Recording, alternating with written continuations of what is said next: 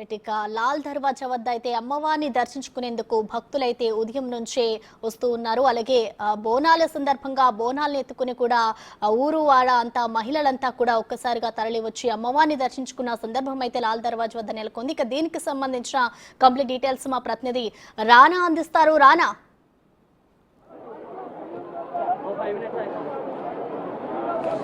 So ఉదయం నుంచి కూడా అమ్మవారిని సాధారణ భక్తులు ఎలాగో దర్శించుకుంటారు, కానీ వివిఐపి సంబంధించిన తాకిడి అనేది చాలా ఎక్కువగా ఉంది.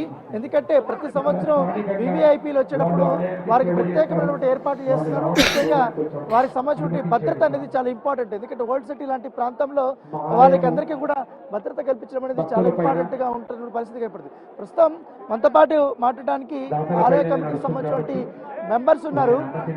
ఏంటంటే ఈసారి చాలా స్మూత్ గా దర్శనాలు జరుగుతున్నాయి, వివిఐపీ చాలా ఎక్కువ వస్తున్నారు. ఎట్లా కమ్యూనికేట్ అయ్యారు అన్ని డిపార్ట్మెంట్లతో? ప్రభుత్వము తెలంగాణ రాష్ట్ర ప్రభుత్వం చక్కటి ఏర్పాటు చేసింది. ముఖ్యమంత్రి రేవంత్ రెడ్డి గారు వచ్చిన తర్వాత ఇక్కడ ఉత్సవాల కోసం ప్రత్యేకంగా చొరవ తీసుకొని ఆయననే కమిటీ చైర్మన్, ఉత్సవాల కమిటీ చైర్మన్ గా ఉండి కొంతమంది సభ్యులను వేసి ఇక్కడ ఉత్సవాలను చాలా ప్రశాంతంగా నిర్వహించడానికి వాళ్ళు చొరవ చెప్పారు. ముఖ్యంగా లాల్ దర్వాజా మహంకాళి దేవాలయ కమిటీ తరఫున ప్రత్యేకంగా ముఖ్యమంత్రి రేవంత్ రెడ్డి గారికి అలా కమిటీ వారందరూ కూడా మేము ప్రత్యేకంగా కృతజ్ఞత ధన్యవాదాలు తెలుసుకుంటున్నాము. అధికారులు ఎప్పటికప్పుడు కూడా ఎలాంటి ఇబ్బందులు లేకుండా, ఎలాంటి అవాంఛనీయ సంఘటన జరగకుండా ప్రశాంతంగా బోనాల ఉత్సవం జరగడం కోసం అన్ని ఏర్పాటు చేశారు. పోలీస్ శాఖ వారు కూడా అన్ని శాఖల వారు కూడా చాలా పెద్ద ఎత్తున చేశారు. వారందరూ కూడా ఆలయ కమిటీ తరఫున ప్రత్యేకంగా కృతజ్ఞతలు తెలుసుకుంటాము. ముఖ్యంగా ఈ రోజు ఆలయంలో తెల్లవారుజామున 4 గంటలకు అమ్మవారికి బలిహరణ కార్యక్రమం చేయడం జరిగింది. ఆ బలిహరణ కార్యక్రమం అనంతరం అమ్మవారికి మహాభిషేకము, ఈ మహాభిషేకం సుమారు 1 గంట సేపు ఈ మహాభిషేకం అమ్మవారికి చేయడం జరుగుతుంది. ఆ మహాభిషేకంలో మన మాజీ రాజ్యసభ సభ్యులు దేవేంద్ర గౌడ కుటుంబ సభ్యులు ప్రతి సంవత్సరం కూడా ఆనవాయితీగా వాళ్ళు పాల్గొనడం జరుగుతుంది. వాళ్ళు తొలిబోనం మహాభిషేకం అనంతరం అమ్మవారి తొలిబోనం కూడా వారే సమర్పిస్తారు. అనంతరం ఉదయం నుండి సాయంత్రం వరకు కూడా భక్తులు పెద్ద ఎత్తున తెలంగాణ రాష్ట్రం నుండి కాకుండా మిగతా పక్ష రాష్ట్రాలు అన్ని రాష్ట్రాల నుంచి కూడా వచ్చేసి అమ్మవారి భక్తులు అమ్మవారిని దర్శించుకోవడం జరుగుతున్నది. ఈ సాయంత్రం వరకు కూడా పెద్ద ఎత్తున రాత్రి వరకు కూడా అమ్మవారిని దర్శించుకోవడానికి భక్తులు వస్తున్నారు. అదేవిధంగా ఈ రోజు రాత్రిని ప్రపంచ శాంతిని కోరుతూ దేవాలయం వేదిక పైన శాంతి కళ్యాణం నిర్వహించడం జరుగుతుంది. ప్రపంచ శాంతి కోసం అన్నంతో చేసిన లింగానికి అమ్మవారి ఉత్సవ విగ్రహానికి ఈ శాంతి కళ్యాణం ఉంటుంది. సుమారు 1 గంట సేపు ఇక్కడ శాంతి కళ్యాణం చేస్తాము. ఆ శాంతి కళ్యాణం కూడా పెద్ద ఎత్తున అమ్మవారి భక్తులు పాల్గొని అమ్మవారి దీవెనలు పొందుతారు. అంటే ఇవాళ విఐపీలు ఎక్కువ వస్తున్నారు కదా, ముఖ్యంగా గవర్నర్లు వస్తున్నారు, డిప్యూటీ సీఎం వస్తారు. అంటే డిప్యూటీ సీఎం ఎప్పుడు వస్తారు? ఇంకా ఎంతమంది రావాల్సింది? మంత్రులు ఇంకా ఎవరైనా వచ్చే అవకాశం ఉందా?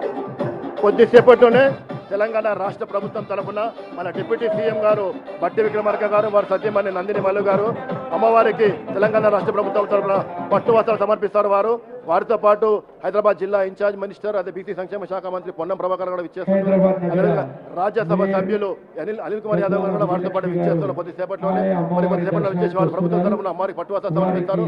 అనంతరం మళ్ళా రాష్ట్ర మంత్రివర్యులు దామోదర్ రాజనరసింహ గారు, అదేవిధంగా మళ్ళీ తుమ్మల నాగేశ్వరరావు గారు కానివ్వండి, మన ఉత్తమ్ కుమార్ రెడ్డి గారు, అదేవిధంగా కొండ సీతక్క గారు, కొండా సురేఖ గారు, వీళ్ళందరూ కూడా మరికొద్దిసేపట్లోనే దేవాలయానికి విచ్చేసి అమ్మవారిని దర్శించుకొని ఉన్నారు. సో మొత్తం మినిస్టర్స్ అందరూ ఇక్కడికే వస్తున్నారు.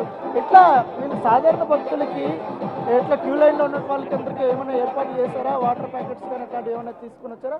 ముఖ్యంగా ప్రతి సంవత్సరం లాగా ఈ సంవత్సరం కూడా ఇంకా పెద్ద ఎత్తున ఏర్పాటు చేయడం జరిగింది. ఈ సాధారణ భక్తుల కోసం ఒక ప్రత్యేక క్యూలను ఏర్పాటు చేయడం జరిగింది.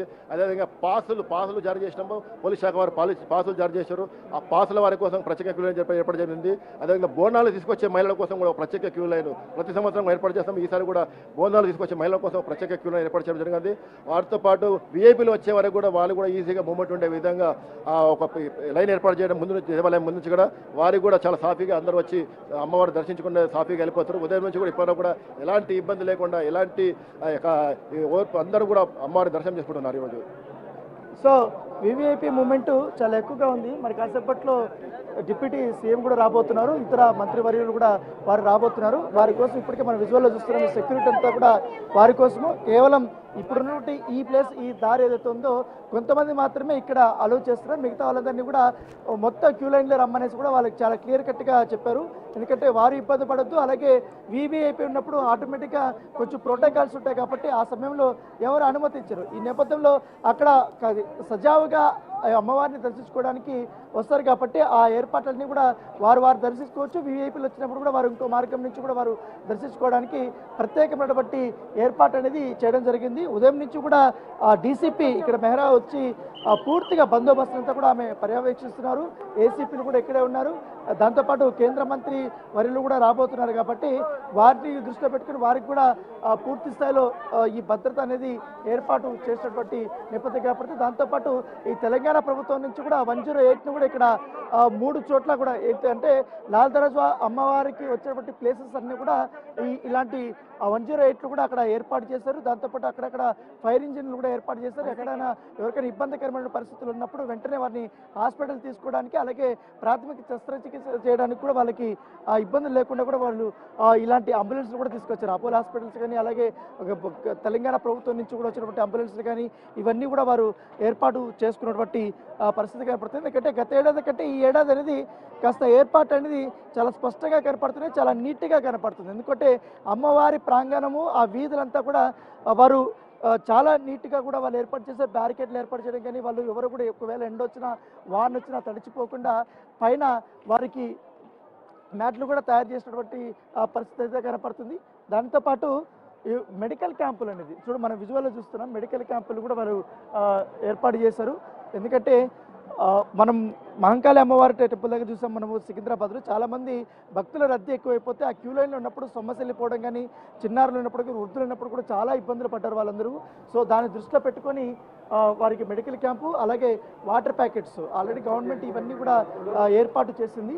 సో ఎవరు కూడా అధైర్యపడే అవసరం లేదు. వాలంటీర్స్ వ్యవస్థ కూడా అక్కడ ఉంది కాబట్టి క్యూ లైన్లోకి వెళ్ళి వారికి వాటర్ ప్యాకెట్స్ కానీ అలాగే మజ్జిగ ప్యాకెట్లు కానీ వారు ఇవ్వబోతున్నారు. ఎందుకంటే పెద్ద సంఖ్యలో మహిళలు బోనాలు తీసుకొని వస్తున్నారు కాబట్టి ఈసారి చిన్నారులతో తమ కుటుంబ సభ్యులతో కూడా బోనాలను తీసుకొని వస్తున్నటువంటి పరిస్థితి.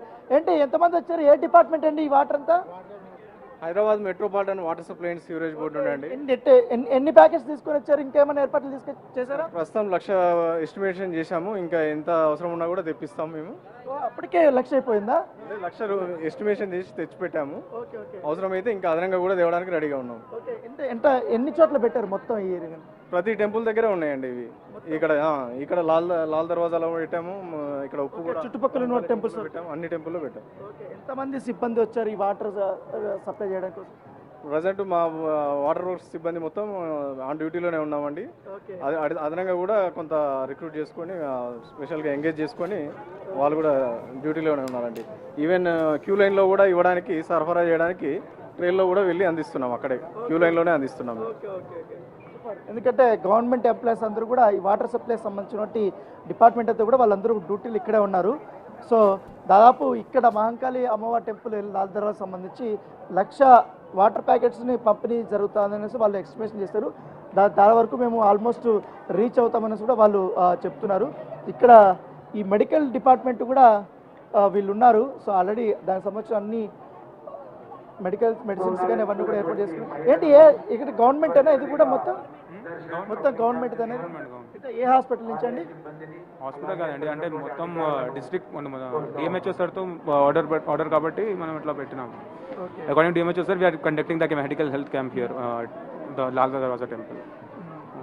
సో ఏదంటే ఆల్రెడీ అన్నీ ఏర్పాటు చేసుకున్నాం. డిస్ట్రిక్ట్ హెల్త్ ఆఫీసరు ఇక్కడ క్యాంప్ ఏర్పాటు చేసుకున్నాం. ఇక్కడ ఒక చోట ఉంది. తర్వాత ఎంట్రన్స్లో కూడా ఒక హెల్త్ క్యాంప్ అనేది వాళ్ళు ఏర్పాటు చేస్తారనేసి కూడా వాళ్ళు చెప్తున్నారు. దాంతోపాటు ఈ పెట్రోలింగ్ వాహనాలు ఇవంతా కూడా ఎప్పటికప్పుడు వీఐపీలు వచ్చేప్పుడు సైరన్ మోగించడానికి కానీ ఈ ట్రాఫిక్ని క్లియర్ చేయడానికి కానీ వీళ్ళందరూ కూడా ప్రత్యేకమైనటువంటి ఏర్పాటు కూడా చేస్తారు. ఇలాంటి వెహికల్స్లో వెళ్ళేటప్పుడు వాళ్ళు ముందుగానే ఏమైనా ఇబ్బంది ఉన్నప్పుడు వాళ్ళు చెక్ చేయడం కానీ అక్కడ వార్నింగ్ ఇవ్వడం కానీ ఇవన్నీ కూడా వాళ్ళు చేస్తారు. ఎక్కడ కూడా దారిలో ఉన్నప్పుడు లేకపోతే వెంటనే ఫైర్ సంబంధించినటువంటి ఇబ్బందులు వచ్చినా కూడా దానికి సంబంధించిన ఏర్పాటు కూడా వాళ్ళు చేశారు.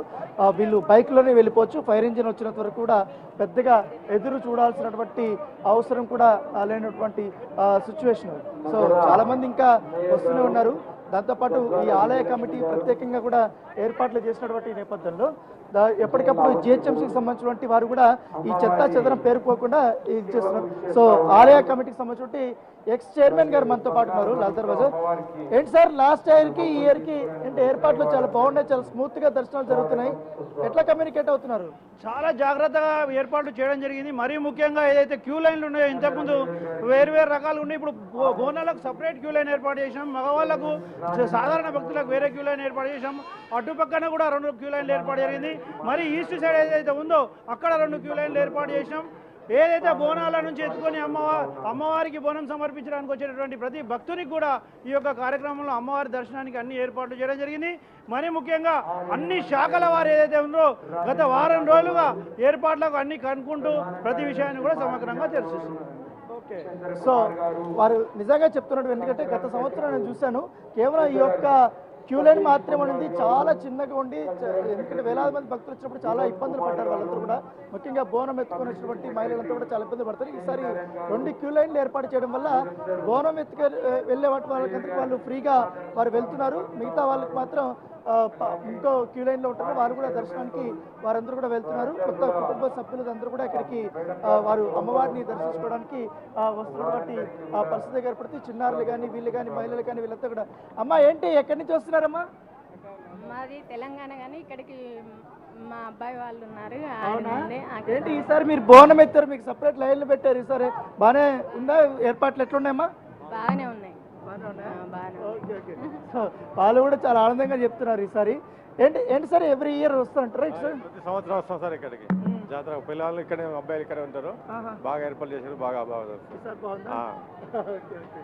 సో వాళ్ళు వీళ్ళందరూ కూడా భక్తులు హర్షం వ్యక్తం చేస్తున్నారు. మనం ఇంకో వైపులో చూస్తున్నాం, ఇక్కడ ఈ వేలో వస్తున్నటువంటి వారందరూ కూడా బోనం వాళ్ళంతా తీసుకొస్తున్నారు. కొంచెం ఈ ఆలయ కమిటీకి సంబంధించిన కుటుంబ సభ్యులు కానీ ఇతర ప్రభుత్వానికి సంబంధించినటువంటి కుటుంబ సభ్యులు కానీ వాళ్ళు కొంతమంది ఇక్కడ వస్తున్నారు. వారికి ఇక లాస్ట్లో వాళ్ళకి ఏర్పాటు చేస్తారు, అక్కడ కూడా ఒక సపరేట్ క్యూ లైన్ అనేది ఏర్పాటు చేస్తారు. వీళ్ళందరూ కూడా అటువైపు వెళ్ళి ఈ బోనం అనేది సమర్పిస్తున్నారు. సో వాళ్ళందరూ కూడా ఇప్పుడు మరి కాసేపట్లో అమ్మవారిని దర్శించుకోబోతున్నారు. మనం విజువల్లో చూస్తున్నాం, కుటుంబ మొత్తంగా కూడా వీళ్ళందరూ వస్తున్నారు. ఎందుకంటే దానికి తగ్గట్టుగా ఇవాళ వాతావరణం కూడా చాలా ఆహ్లాదకరంగా ఉంది. ఎందుకంటే లైట్గా ఎండ పడుతుంది, అంతకు మంచి చల్ల గాలి వస్తుంది. సో ఎవ్వరు కూడా ఏమో వర్షం పడలేదు, పైగా ఎక్కువగా ఎండ లేదు, మంచి గాలి వస్తున్న నేపథ్యంలో ఎవరు పెద్దగా ఇబ్బంది పడటం లేదు. అందరూ హ్యాపీగా క్యూ లైన్లో వచ్చి వారు అమ్మవారి దర్శనం చేసుకుంటున్నారు. ఎందుకంటే ఈ టెంపుల్ని బట్టి నలువైపులా కూడా ఇలాంటి ఏర్పాట్లే చేశారు. ముఖ్యంగా ఈ వేస్లో వెహికల్స్ని ఎక్కడ పార్క్ చేయకుండా ఎక్కువ ఏర్పాట్లు అనేది వారు చేశారు. సో ఒకసారి మనం బోనం ఎత్తుకున్నటువంటి మహిళలు కూడా సార్, అమ్మ మీరు ఎక్కడి నుంచి వస్తున్నారు? మేము ఇక్కడనే, మా అమ్మమ్మ వాళ్ళ ఇల్లు ఇక్కడనే, మేము పుట్టి పెరిగింది కూడా ఇక్కడనే. మేము చిన్నగా ఉన్నప్పటి సంది బోనాలు చేస్తున్నాము. గుడికి చాలా పూజలు చేయించారు మా అమ్మమ్మ వాళ్ళు. మా ఇంట్లో నుంచే జల్లకడవ వెళ్తుంది తెల్లవారుజామున. మా మామయ్యలు 7 మంది గుడికి మెంబర్సే అందరూ. మేము చిన్నగా ఉన్నప్పటి సంది ఇక్కడ చూస్తాం. అమ్మవారు చాలా పవిత్రమైంది. మాకు ఏదన్నా ఆపదలో ఉన్నా కూడా మా అమ్మ వాళ్ళు మొక్కుకుంటే మాత్రం ఆపద అయితే తీరుస్తుంది మా అంకలమ్మ. అమ్మ మీరు కూడా ఎప్పటి నుంచి వస్తున్నారమ్మా? మేము ఇక్కడనే పుట్టినాం నాన్న, ఇక్కడనే పెరిగినాం. ఇప్పుడు 65 ఏళ్ళ నుంచి ఇక్కడనే. అమ్మవారు మాకు మంచిగా సహకారం ఇస్తుంది, మంచిగా ఉంటుంది. ఈసారి ఏర్పాట్లు మంచిగానే ఉంది నాన్న, అన్ని మంచిగా ఉన్నాయి, అన్ని మంచిగా ఉన్నాయి. అమ్మవారు మంచి అమ్మవారు, ఏదంటే అది మంచిగానే అయిపోతుంది, అంతే. మీరందరూ కూడా స్థానికులు కాబట్టి వీళ్ళు చిన్నప్పటి నుంచి కూడా ఇక్కడికే మేము టెంపుల్కి వస్తున్నాం, కోరిన కోరికలన్నీ కూడా మాకు అమ్మవారు తీరుస్తున్నారు అనేసి వాళ్ళు చెప్తున్నారు. మనం సో ఆల్రెడీ ఇప్పుడు కొంతమంది దర్శనం చేసుకున్నటువంటి వాళ్ళందరూ కూడా వారు తిరిగి వెళ్ళిపోతున్నారు. కొంతమందికి మాత్రం ఈ మార్గం ద్వారా ఈ అమ్మవారిని దర్శించుకోవడానికి అవకాశం ఇచ్చారు. మరి కాసేపట్లో మంత్రులు వీళ్ళందరూ వస్తున్నారు కాబట్టి అక్కడ ఇబ్బందికరమైనటువంటి పరిస్థితులు లేకుండా రూట్ అంతా కూడా క్లియర్ చేస్తున్నారు అటువైపు.